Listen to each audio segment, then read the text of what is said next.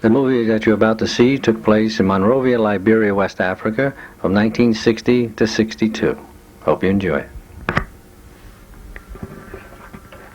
Airplane, German built. One of the fellas working at the main base. That's Spriggs Payne Airfield is the name of the main base. And that's another Dornier of a different color. This is a house one of the fellas live in. That's a 1958 Chevrolet. Be a classic today. It's a beautiful house. It's a fellow named Gino.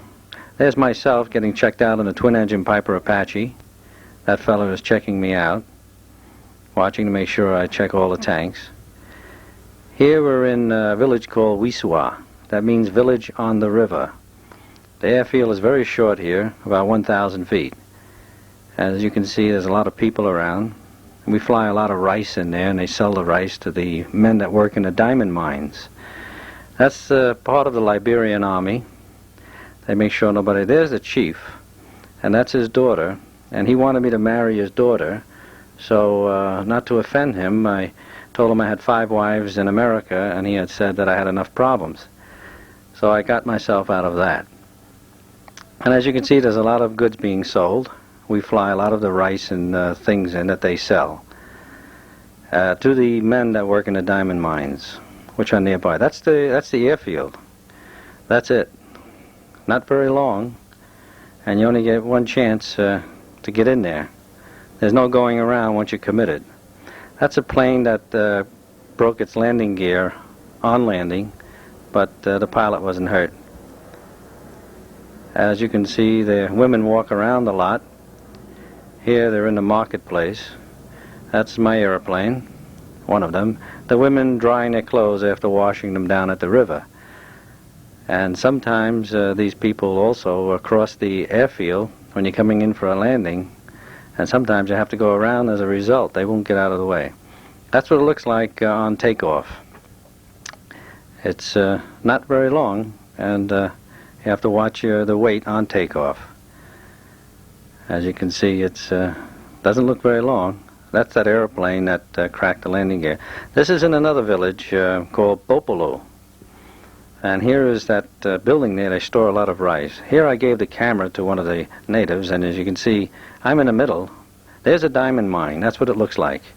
That's where the men work. That's one of many diamond mines. They're just round holes, and they stand down inside and dig out the diamonds through the water. There's the airfield. It's kind of hard to find in the rainy season, and sometimes you can't even get down. Here I was holding the camera and flying at the same time. This is a village called Tapita.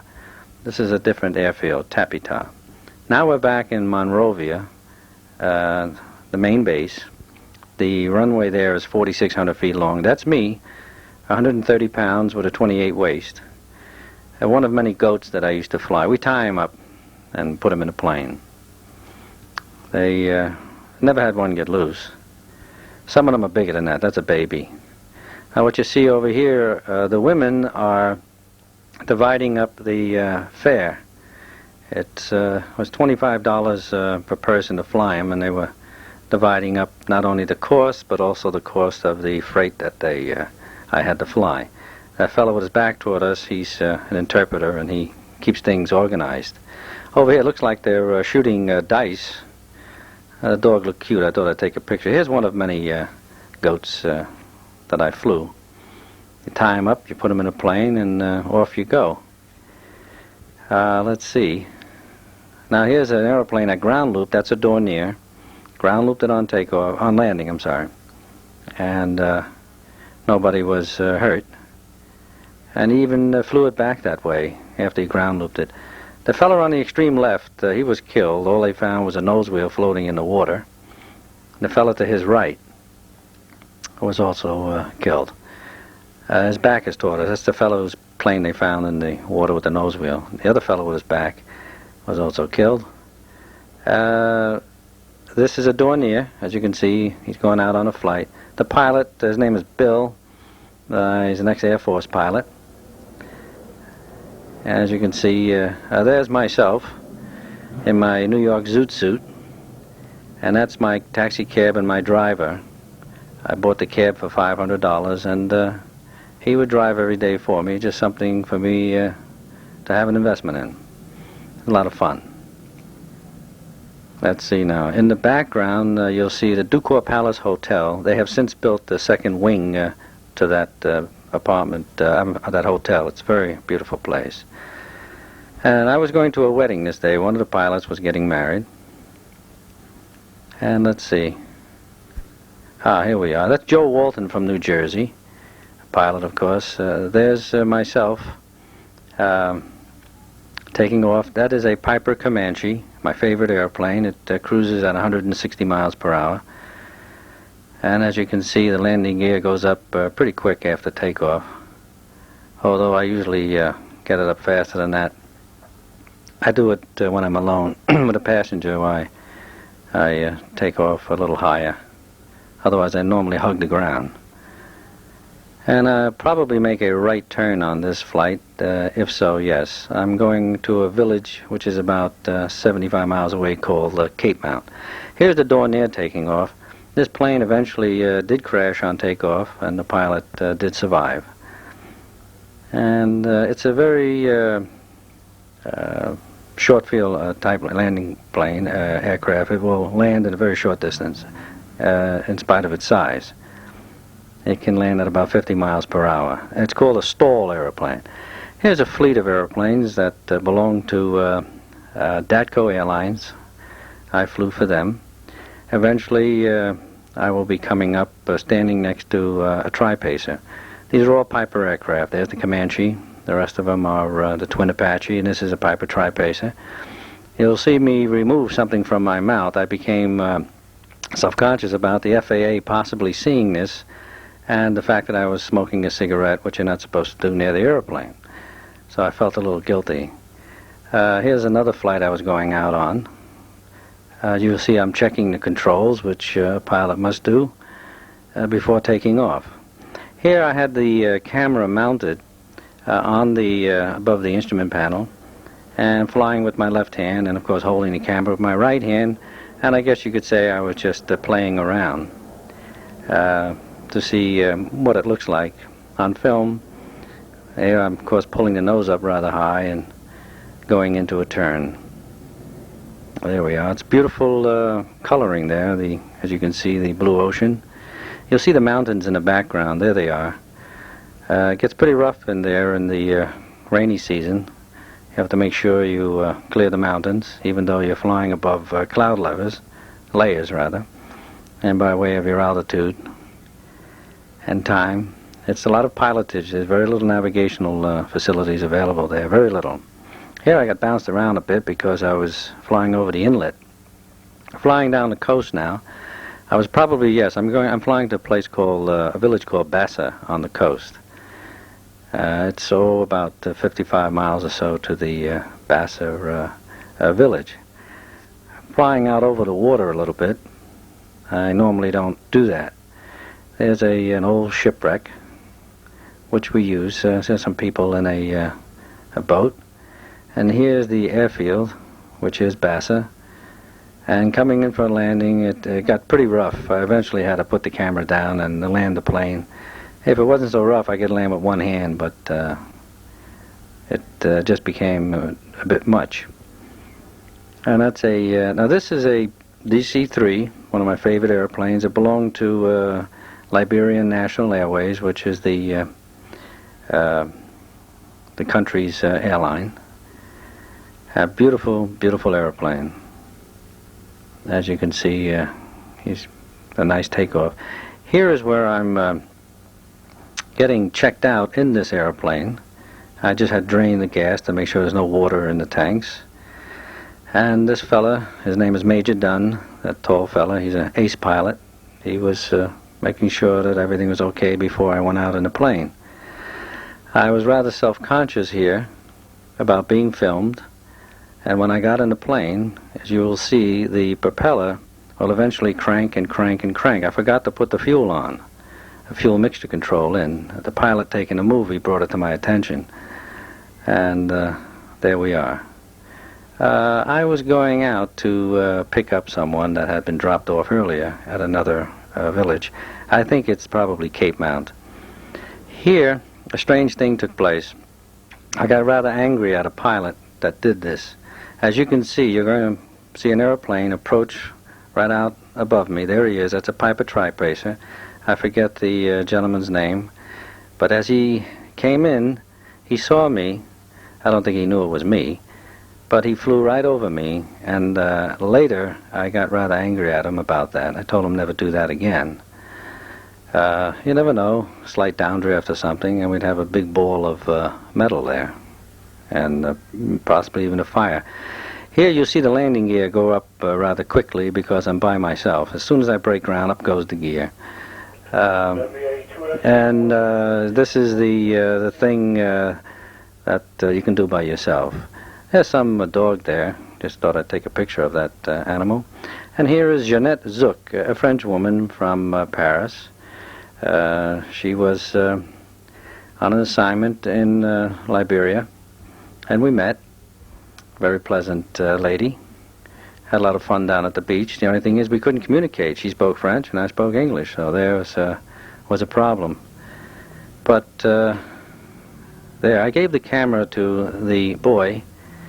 I'll tell you a story about this same fella. We paid him $1 to watch for sharks, and if he found the shark or spotted one, we gave him another $1. That kept him very alert. And I kept telling him, keep us in the window. No matter what, keep us in the window. He tried. Some kind of a bird there. Here we're back in the main base, Monrovia, Liberia. And that's one of the companies, Liberian Air Taxi. Monrovia Air Transport was the one next door. That's a Cessna 195. And here we are. This is where all the action takes place, people waiting to be flown.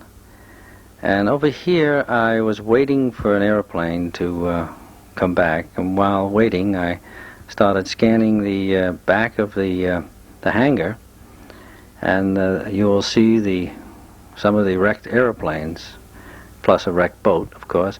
There's the Howard DGA-15. That's the airplane I went down in. The next plane is what's left of a Piper Apache twin-engine plane. That pilot was killed. He had an engine failure on takeoff and rolled over and went in inverted. This fella here was not so nice a fella. The natives kind of did something to his water and gave him a lot of blotches on his body. This is a French airplane called a Rapide. That's the captain, and it's quite a rare airplane. I've never seen one before this or any time after this scene. There's myself, the captain, and some of the other people. The fellow in the white uniform, or white outfit, he's also one of the pilots. His name is Quinker. There you see the mechanic sitting behind the captain. And I had asked the captain if he'd be so kind as to rock his wings when he flew overhead, because I was filming him and would like to have it. And very happy to say that he did that. It's a beautiful takeoff. Very, very nice airplane. Quite a stable airplane with the double wings. And as you'll soon see, there he goes. He's rocking his wings as I had asked him to do so. And he was flying to Sierra Leone, which is the sister country to Monrovia, Liberia. That's about a flight of about 250 miles. Here's where I'm waiting for that airplane I mentioned earlier. there weren't any planes available to fly these people out. Not all of them, but some of them. Here we're taking off. 3 seconds, 4 seconds, 5 seconds, 6 seconds, 7 seconds, 8 seconds, and I'm off the ground. That's how soon you had to get off. That's in Monrovia. If you didn't get off, you went into the drink. And many times we flew very low over that water if we were a little bit too heavy. Had to be very careful. This is a place called Nimba. It's 180 miles away from the home base. It is an iron ore mine.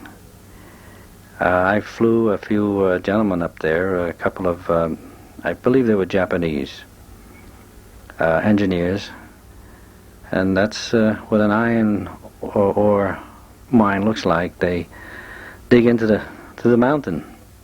They just keep digging into it.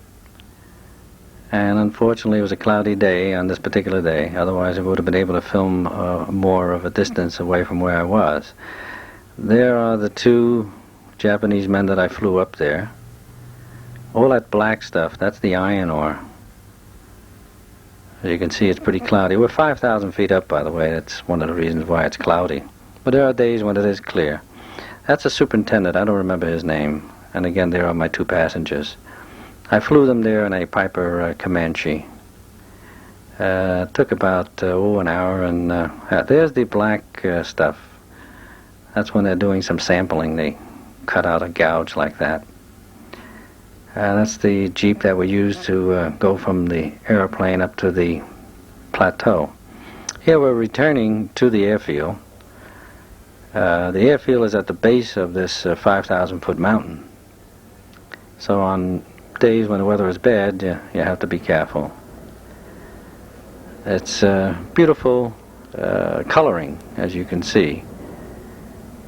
It gets better as we go along. You can see they're just dirt roads. There's the airfield, and we're about to leave, saying their goodbyes. And now we're in a place called Mano River. That's another village. This is about 60 miles away from the home base. And here's another diamond mine area. There is a river, they call it Mano River, that divides Liberia from Sierra Leone, which is following the next country. There's myself and another fellow there, I don't recall who he is. This is Liberian American Mining Company. That's their pilot and their airplane. And he chauffeured around the different people. This is also Liberian American Mining Company's helicopter, which I had hoped to get some flying time in, but unfortunately he couldn't get the permission to let me fly it. I would like to have done that. He didn't have the second control for dual control operation, so it was not available for us to do it. But I did take a ride in it one time. It was nice. I wish I could have put some time in a helicopter. It would have been an interesting experience. You can see their flag is very much like ours. And now we're at the beach. This is the Atlantic Ocean.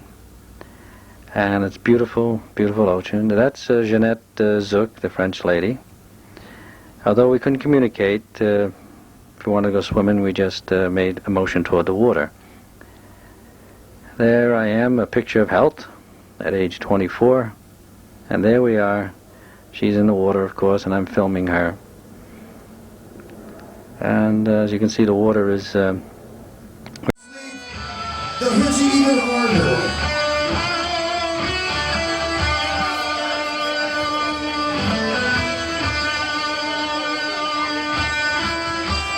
When the night returns, just like a friend.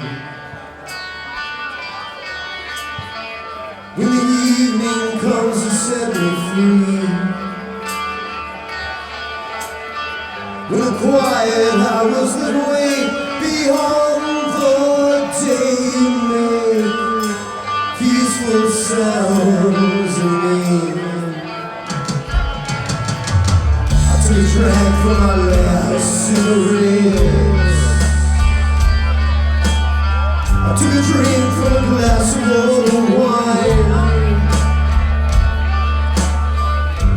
close my eyes and I can make it real and feel it one more time. Can you hear me?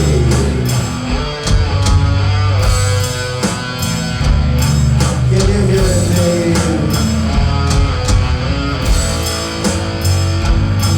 From another time, from another place. Do you remember it, babe?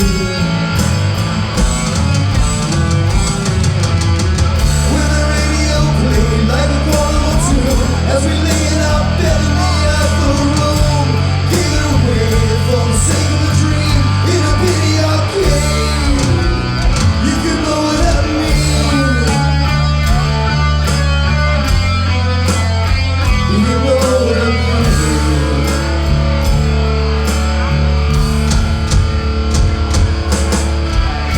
That used to the songs we used to sing. These little times we're all having now. It's hard to hold it in our arms again, but hard to let them go. Can you hear it, babe? Can you feel it, babe? It was another time, from another place. Do you remember it, babe? Yeah! With the radio played like a carnival tune, as we lay in our bed in the other room, we give it away for the sake of a dream in a pity arcade. You can know what I mean. You can know what I mean. You can know what I mean. You can know what I mean.